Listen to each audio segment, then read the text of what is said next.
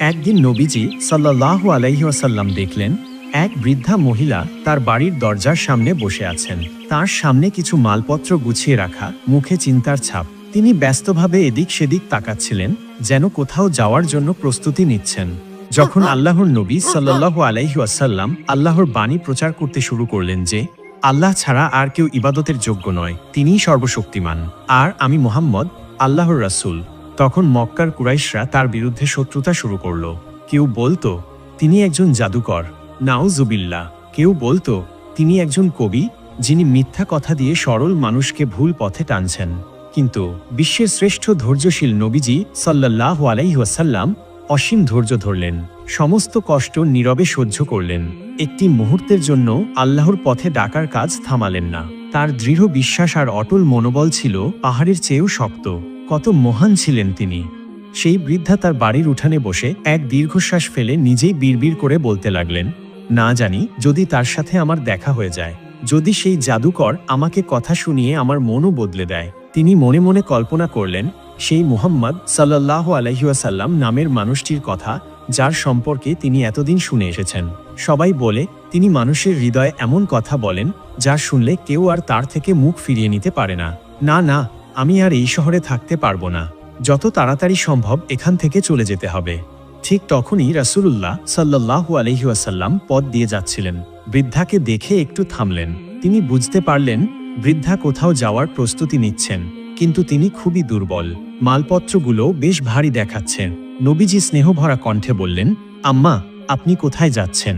বৃদ্ধা একটু চমকে উঠলেন আর বললেন, বেটা, আমি এই শহর ছেড়ে চলে যাচ্ছি। এখানে থাকা আর নিরাপদ নয়। এখানে এক জাদুকর এসেছে যে মানুষের মনকে তার দিকে টেনে নেয়। আমি চাই না আমারও সেই দশা হোক। নবীজি মাথা ঝুঁকিয়ে শুনলেন। তার চোখে কোনো বিস্ময় নেই, মুখে কোনো বিরক্তি নেই।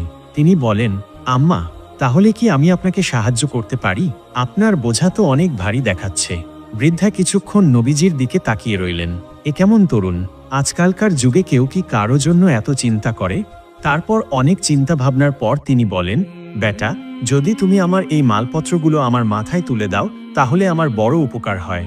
নবীজি একটু এগিয়ে গেলেন, মালপত্রগুলো তুলতে গেলেন। বোঝা বেশ ভারী। তিনি বুঝতে পারলেন বৃদ্ধার পক্ষে এগুলো বহন করা একেবারেই অসম্ভব। তাই নবীজি বললেন, আম্মা, আপনার বোঝা তো বেশ ভারী, আর আপনি তো বয়সেও অনেক বড় হয়ে গেছেন। যদি আপনি অনুমতি দেন, তাহলে কি আমি আপনাকে আপনার গন্তব্য পর্যন্ত পৌঁছে দিতে পারি? বৃদ্ধা এবার অবাক হলেন। এই যুবক এত বিনয়ী, এত দয়ালু। তিনি এক মুহূর্ত চুপ করে রইলেন। তারপর গভীর কৃতজ্ঞতায় বললেন, বেটা, এর চেয়ে বড় দয়া আর কি হতে পারে? তখন আল্লাহর রসুল সাল্লাল্লাহু আলাইহি ওয়াসাল্লাম বৃদ্ধার বোঝা নিজের কাঁধে তুলে নিলেন এবং ধীর পায়ে তার সঙ্গে হাঁটতে লাগলেন। বৃদ্ধা হাঁপাচ্ছিলেন, কিন্তু কথা থামাচ্ছিলেন না। পথ চলতে চলতে নবীজির দিকে তাকিয়ে বললেন, বেটা, আমি তোমাকে একটা কথা বলছি, শোনো। তুমি যদি বুদ্ধিমান হও, তাহলে এই শহর ছেড়ে চলে যাও। এখানে এখন এক ভয়ঙ্কর জাদুকর এসেছে, তার নাম মুহাম্মদ। সে নিজেকে নবী বলে দাবি করে, আমাদের পূর্বপুরুষদের উপাস্যদের নিয়ে মিথ্যা বলে, মানুষকে বিভ্রান্ত করে। নবীজি নীরবে হাঁটছিলেন, কিন্তু কোনো উত্তর দিলেন না। বৃদ্ধা একটু থেমে নিঃশ্বাস নিলেন, তারপর আবার বলতে লাগলেন, সবচেয়ে ভয়ানক ব্যাপার কি জানো? তার কথার মধ্যে এমন এক জাদু আছে যে একবার শুনলেই মানুষ তার হয়ে যায়। তার কথায় সবাই মুগ্ধ হয়ে যায়, তারপর তাকে অনুসরণ করতে শুরু করে। কত মানুষ যে তার ফাঁদে পড়ে গেছে।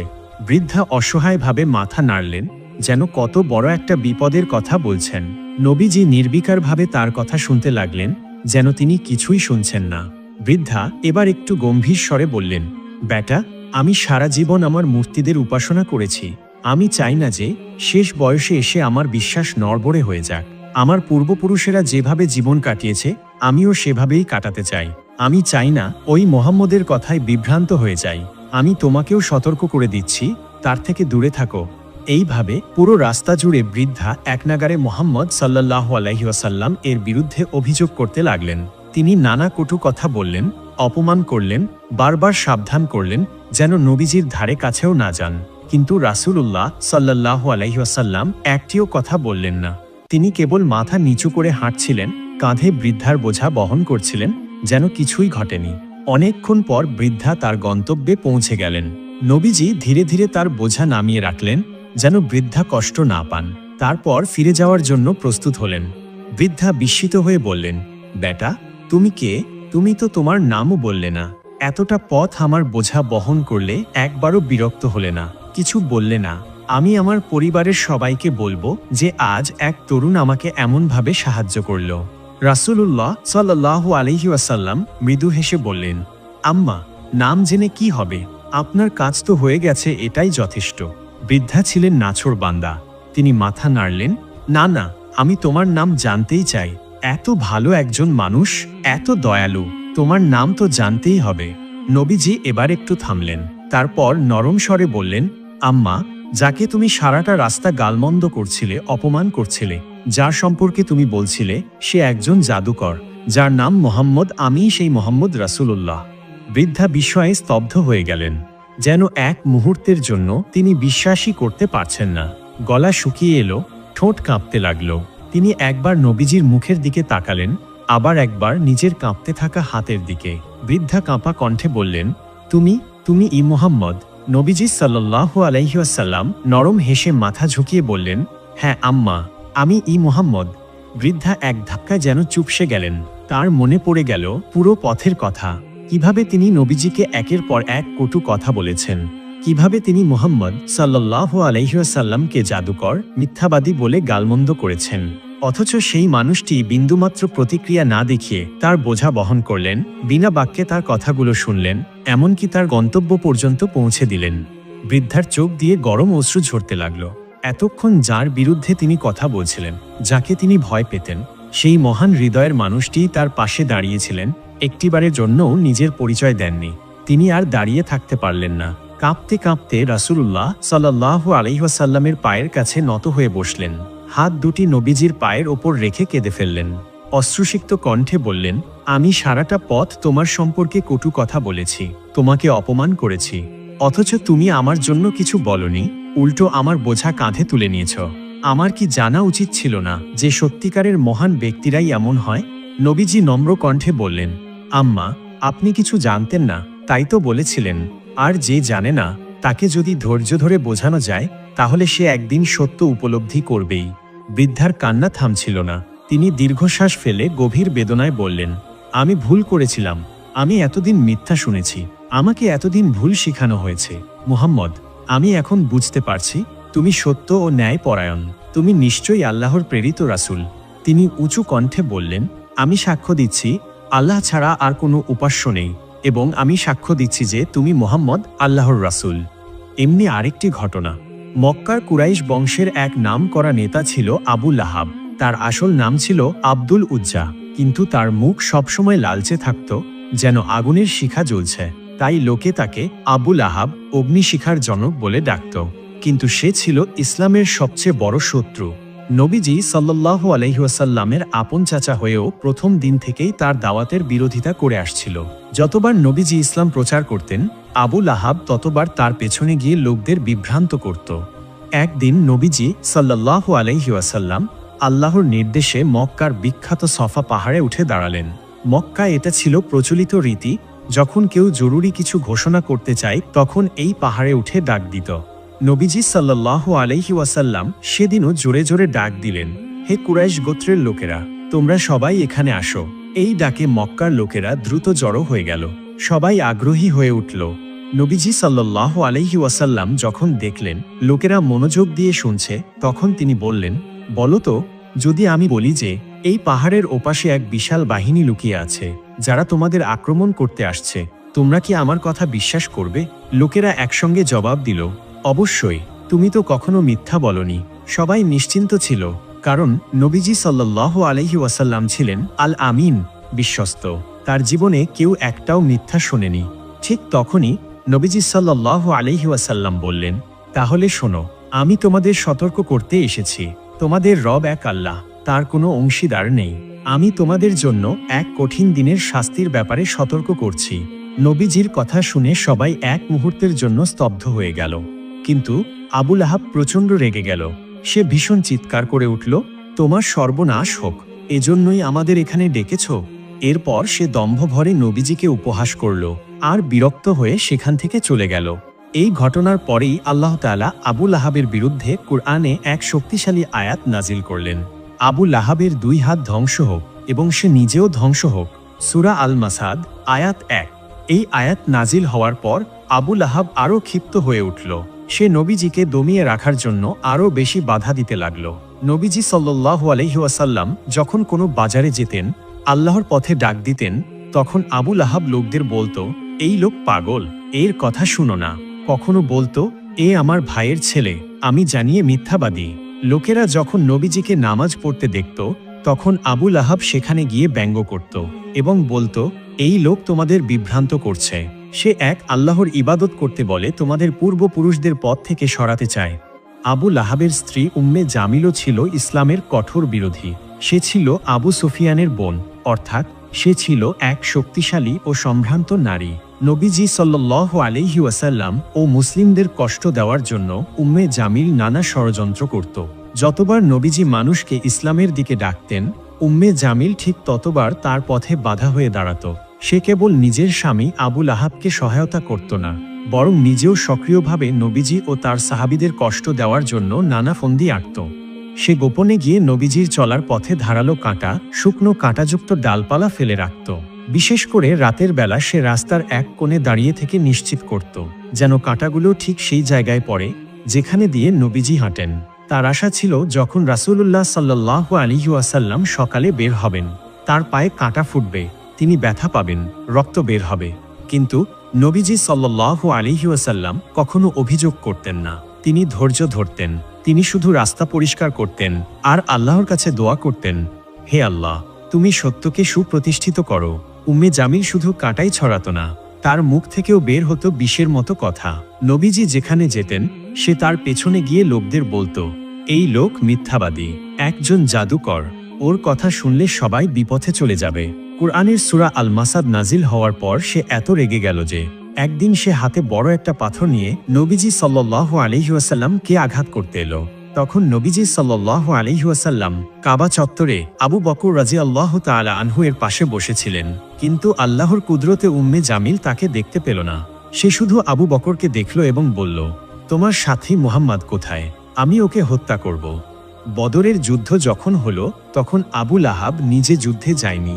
সে মক্কায় থেকে গোপনে খবরের অপেক্ষা করছিল। সে আশা করছিল কুরাইশ বাহিনী নিশ্চয়ই মুসলমানদের নিশ্চিহ্ন করে দেবে। কিন্তু যখন একদম উল্টো খবর এলো, তখন সে হতবাক হয়ে গেল। যখন একজন এসে বলল, মুসলমানরা জয়ী হয়েছে, কুরাইশের বড় বড় নেতারা নিহত হয়েছে, আবু জাহেলও মারা গেছে, এই খবর শুনে আবু লাহাবের মুখ কালো হয়ে গেল। তার শরীর কাঁপতে লাগল। সে বিশ্বাস করতে পারছিল না মুহাম্মদ সাল্লাল্লাহু আলাইহি ওয়াসাল্লামের অনুসারীরা মাত্র 313 জন, অথচ তারা কুরাইশের শক্তিশালী 1000 সৈন্যকে পরাজিত করেছে। সে ক্ষিপ্ত হয়ে চিৎকার করল, এ অসম্ভব, কুরাইশ পরাজিত হতে পারে না। কিন্তু এই সত্য মেনে নেওয়া ছাড়া তার আর কোনো উপায় ছিল না। বদরের যুদ্ধের পর থেকে আবু লাহাব মানসিকভাবে বিধ্বস্ত হয়ে পড়েছিল। তার আত্মবিশ্বাস ভেঙে গিয়েছিল। এরপর কয়েকদিনের মধ্যেই তার শরীরে দেখা দিল এক অদ্ভুত রোগ। সে অনুভব করল তার শরীর ভেতর থেকে পচতে শুরু করেছে। প্রথমে তার গায়ে ছোট ছোট ফুসকুড়ি দেখা দিল, তারপর ফুসকুড়িগুলো বড় হতে লাগলো। তার শরীর থেকে দুর্গন্ধ বের হতে লাগলো। দিনের পর দিন তার শরীরে দূষিত রক্ত আর পুঁজ জমতে থাকলো। এই রোগ ছিল প্লেগ বা গুটি বসন্তের মতো। মক্কার লোকেরা একসময় বুঝতে পারল আবু লাহাবের শরীরে এক ভয়ানক সংক্রমণ ছড়িয়ে পড়েছে। একজন বলল, ওর শরীর থেকে দুর্গন্ধ বের হচ্ছে, আমি ওর পাশে থাকলে নিজেও আক্রান্ত হয়ে যাব। তারপর সবাই দূরে সরে গেল। তার নিজের আত্মীয়রাও তার কাছে আসতে চাইল না। আবু লাহাব কাতরাতে লাগল। সে চিৎকার করে ডাকল, কেউ আমাকে একটু পানি দাও, কেউ আমার পাশে বসো। কিন্তু কেউই এলো না। তারই পরিবার, তারই কুরাইশ বংশের লোকেরা সবাই দূর থেকে তার দুর্দশা দেখল, কিন্তু কেউ কাছে গেল না। সে একা অসহায় অবস্থায় ধীরে ধীরে মৃত্যুর দিকে এগিয়ে যেতে লাগলো। অবশেষে সে মারা গেল। তার মৃতদেহ স্পর্শ করতেও কেউ রাজি হলো না। লোকেরা তার লাশ দেখেও কাছে গেল না। কেউ কেউ বলল, এই লাশে রোগ ছড়িয়ে আছে, যদি স্পর্শ করি আমরাও সংক্রমিত হয়ে যাব। তার আত্মীয়রা কেউ সাহস করল না তাকে গোসল করাতে, কাপড়ে জড়াতে, কবর দিতে। অবশেষে তারা একটি লম্বা লাঠি নিল। লাঠি দিয়ে দূর থেকে তার লাশ ধাক্কা দিয়ে এক গর্তের দিকে ঠেলে দিল। তারপর উপর থেকে মাটি ও পাথর চাপা দিয়ে দিল। এমনই আরেক দিনের ঘটনা। মক্কার পরিস্থিতি দিন দিন কঠিন হয়ে উঠছিল। তখন নবীজি সাল্লাল্লাহু আলাইহি ওয়াসাল্লাম ভাবলেন, যদি মক্কার লোকেরা সত্যকে গ্রহণ না করে, তাহলে হয়তো অন্য কোনো শহরের মানুষ ইসলামের দাওয়াত গ্রহণ করবে। এমন ভাবনা থেকেই তিনি সিদ্ধান্ত নিলেন তায়েফ সফরে যাবেন। এখানে বসবাস করত বনু সাকিফ গোত্র, যারা নিজেদের শক্তিশালী ও অভিজাত মনে করত। নবীজি সাল্লাল্লাহু আলাইহি ওয়াসাল্লাম আশা করলেন, যদি তায়েফের নেতারা ইসলামের বার্তা গ্রহণ করে, তাহলে এখানেই ইসলামের জন্য একটি নিরাপদ আশ্রয়স্থল গড়ে উঠবে। যাত্রা শুরু হলো। নবীজি সাল্লাল্লাহু আলাইহি ওয়াসাল্লাম একা যাননি, যায়েদ ইবনে হারিসা রাদিয়াল্লাহু তাআলা আনহুকে সঙ্গে নিলেন। এই তরুণ সাহাবী নবীজিকে খুব ভালোবাসতেন। তিনি ছিলেন তার একান্ত বিশ্বস্ত সহচর। তারা পায়ে হেঁটে দীর্ঘ পথ পাড়ি দিয়ে তায়েফের দিকে রওনা হলেন। পথ দীর্ঘ, ক্লান্তিকর, কিন্তু নবীজি সাল্লাল্লাহু আলাইহি ওয়াসাল্লামের মনে ছিল একটাই আশা, হয়তো তায়েফের মানুষ সত্যকে গ্রহণ করবে। নবীজি সাল্লাল্লাহু আলাইহি ওয়াসাল্লাম যখন তায়েফে পৌঁছালেন, তখন তিনি শহরের প্রধান 3 নেতার কাছে গেলেন। তারা ছিল আবু দিয়ালাইল, মাসউদ ও হাবিব। নবীজি সাল্লাল্লাহু আলাইহি ওয়াসাল্লাম তাদের সামনে ইসলামের দাওয়াত পেশ করলেন। তিনি বললেন, আল্লাহ এক, তার কোনো অংশীদার নেই। আমি তার প্রেরিত রাসূল। যদি তোমরা সত্যের পথে আসো, তাহলে তোমাদের জন্য দুনিয়া ও আখিরাতে শান্তি রয়েছে। কিন্তু তায়েফের নেতারা নবীজির কথা শুনেই উপহাস করতে লাগল। একজন বলল, আল্লাহ কি তোমাকে ছাড়া আর কাউকে নবী বানাতে পারেনি? অন্যজন বলল, তুমি যদি সত্যিই নবী হও, তাহলে তোমার সাথে কথা বলা আমাদের জন্য বিপজ্জনক। আর যদি তুমি মিথ্যাবাদী হও, তাহলে তোমার কথা শোনা আমাদের সময়ের অপচয়। তারা কেউই নবীজিকে একটুও সম্মান দিল না, বরং তাকে ব্যঙ্গ বিদ্রুপ করে তায়েফ থেকে বের করে দেওয়ার সিদ্ধান্ত নিল। তারা শহরের উচ্ছৃঙ্খল যুবকদের কাছে ডাক পাঠালো এবং তাদেরকে বলে দিল, এই লোকটাকে আমাদের শহর থেকে তাড়িয়ে দাও, যেন আর কখনো এখানে না আসে। এমন আদেশ পাওয়া মাত্রই শহরের বখাটে যুবকরা একত্র হলো। তারা নবীজির পেছনে ধাওয়া করল। তারা পাথর ছুঁড়তে শুরু করল। নবীজি সাল্লাল্লাহু আলাইহি ওয়াসাল্লামের পা থেকে রক্ত ঝরতে লাগলো। যায়েদ ইবনে হারিসা তাকে বাঁচানোর চেষ্টা করছিলেন, কিন্তু তিনি নিজেও পাথরের আঘাতে আহত হতে লাগলেন। কিন্তু ওরা থামল না। শহরের গলিতে সরু পথে ওরা তাকে তাড়িয়ে নিয়ে গেল। অবশেষে নবীজি সাল্লাল্লাহু আলাইহি ওয়াসাল্লাম আর পারেন না। তিনি একটানা দৌড়াতে দৌড়াতে শহরের বাইরে চলে এলেন। তার শরীর রক্তে ভেসে যাচ্ছে, পা দুটো অসহ্য যন্ত্রণায় কাঁপছে। তিনি আর এক পা ও সামনে বাড়াতে পারছিলেন না। ঠিক তখনই সামনে পড়ল এক বাগান। নবীজি সাল্লাল্লাহু আলাইহি ওয়াসাল্লাম ক্লান্ত হয়ে একটি গাছের নিচে বসে পড়লেন। তিনি শ্বাস নিলেন, কিন্তু বুকের গভীরে চাপা কষ্ট যেন ফেটে পড়ছে।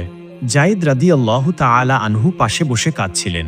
ইয়া রাসূলুল্লাহ, ওরা আপনাকে এত কষ্ট দিল, অথচ আপনি কিছু বললেন না। নবীজি তখন চোখ বন্ধ করলেন। তিনি মাথা তুলে তাকালেন আকাশের দিকে। এই দুঃখ, এই অপমান, এই রক্তক্ষরণ, নবীজি সাল্লাল্লাহু আলাইহি ওয়াসাল্লাম সবকিছু নিয়ে আল্লাহর কাছে হাত তুললেন। তিনি বললেন, হে আল্লাহ, আমি আমার দুর্বলতা, আমার শক্তিহীনতা এবং মানুষের কাছে আমার অপমানিত হওয়ার কথা তোমার কাছে অভিযোগ করছি। হে সবচেয়ে দয়ালু আল্লাহ, তুমি দুর্বলদের রব, আমার রব। তুমি কি আমাকে শত্রুদের হাতে ছেড়ে দেবে? যদি তুমি আমার প্রতি অসন্তুষ্ট না হও, তাহলে আমি এই কষ্টের কোনো পরোয়া করি না। রাসূলুল্লাহ সাল্লাল্লাহু আলাইহি ওয়াসাল্লাম যে বাগানের ছায়ায় একটু বসে আরাম নিচ্ছিলেন, সেই বাগানের মালিক ছিল তায়েফের 2 ভাই রবিয়ার পুত্র উতবা ও সাইবা। দূর থেকে তারা দেখছিলেন কি অবস্থা হয়েছে এই লোকটির। হঠাৎ করেই একটুখানি দয়ার স্রোত বইল তাদের হৃদয়ে। তারা ডাকল নিজেদের খ্রিস্টান কৃতদাসকে, যার নাম ছিল আদাস। সে মালিকদের কাছে এগিয়ে এলো। উতবা ও সাইবা আদাসের হাতে পাত্র ভর্তি আঙুর দিল এবং বলল, এই আঙুরের থোকাটা নিয়ে যাও, ওই লোকটিকে দিয়ে এসো, দেখো তো কিছু খেতে চান কিনা। আদাস নির্দ্বিধায় সেই আঙুর নিয়ে গেল রাসূলুল্লাহ সাল্লাল্লাহু আলাইহি ওয়াসাল্লামের কাছে। তিনি সামনে বসেছিলেন। আদাস তার দিকে এগিয়ে এসে ভদ্রভাবে আঙুরের থোকা বাড়িয়ে দিলেন। রাসূলুল্লাহ সাল্লাল্লাহু আলাইহি ওয়াসাল্লাম বিসমিল্লাহ বলে আঙুর খেতে শুরু করলেন। আদাস একটু অবাক হয়ে জিজ্ঞেস করল, এরকম কথা তো এখানকার কেউ বলেন না, আপনি কোথাকার লোক? রাসূলুল্লাহ সাল্লাল্লাহু আলাইহি ওয়াসাল্লাম সস্নেহে বললেন, তুমি কোথাকার? তোমার ধর্ম কি? আদাস মাথা নিচু করে বলল, আমি নিনোভা শহরের মানুষ, ধর্মে খ্রিস্টান। স্মিত হেসে রাসূলুল্লাহ সাল্লাল্লাহু আলাইহি ওয়াসাল্লাম বললেন, হযরত ইউনুস আলাইহিস সালাম তো তোমার দেশের লোক ছিলেন। আদাস বিস্ময়ে বলল, আপনি ইউনুসকে চিনলেন কিভাবে? রাসূলুল্লাহ সাল্লাল্লাহু আলাইহি ওয়াসাল্লাম নরম কণ্ঠে বললেন, তিনি ছিলেন আমার ভাই, তিনি ছিলেন নবী, আমিও নবী। এই কথা শোনার সঙ্গে সঙ্গেই আদাসের চোখে জল এসে গেল। সে আর নিজেকে সামলাতে পারল না। সামনে ঝুঁকে পড়ে গেল রসুলুল্লাহ সাল্লাল্লাহু আলাইহি ওয়াসাল্লামের পায়ে। চুমু খেতে লাগলো তার হাত, পা ও কপালে। এদিকে দূর থেকে সবকিছু দেখছিল উতবা আর সাইবা। পরে আদাস ফিরে এলে তারা জিজ্ঞেস করল, আদাস, ব্যাপার কি? তুমি ওর সঙ্গে এত আপন হয়ে গেলে কেন? আদাস শান্ত গলায় বলল, মালিক, আমি দুনিয়ায় এর চেয়ে উত্তম মানুষ আর দেখিনি। তিনি এমন একটা কথা বলেছেন যা একজন নবী ছাড়া আর কেউ জানতেই পারে না। দুই ভাই চোখ বড় করে বলল, দেখো আদাস, সাবধান, এই লোক যেন তোমাকে তোমার ধর্ম থেকে সরিয়ে না নিতে পারে। তোমার ধর্মই ভালো, ওর ধর্মে যেও না। আদাস চুপ করেছিল, কিন্তু তার হৃদয় জানত আজ সে এমন এক সত্যের মুখোমুখি হয়েছে যা কোনো দাসত্ব মানে না। ঠিক তখনই জিব্রাইল আলাইহিসসালাম দ্রুত চলে এলেন।